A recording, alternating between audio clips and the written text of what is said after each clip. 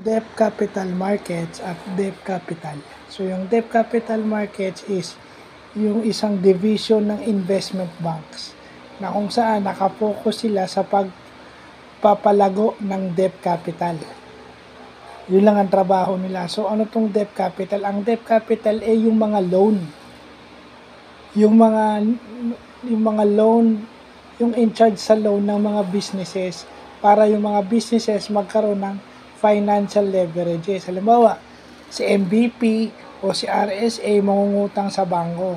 Yun yung ano nila para nangungutang yung bank, yung investment bank, nagpapalago sila ng kapital, debt capital na pwedeng utangin ng mga businesses for projects na ang gagawa San Miguel at saka MVP Group. Halimbawa lang yon. Example lang siya. So, para madali nating maintindihan.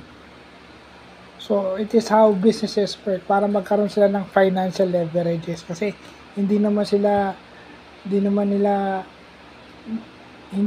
magagawa yung mga gusto nilang gawin nang wala silang pera na hawak. So, mabutit na laman natin yung debt capital markets at debt capital mismo. So, yun lang po.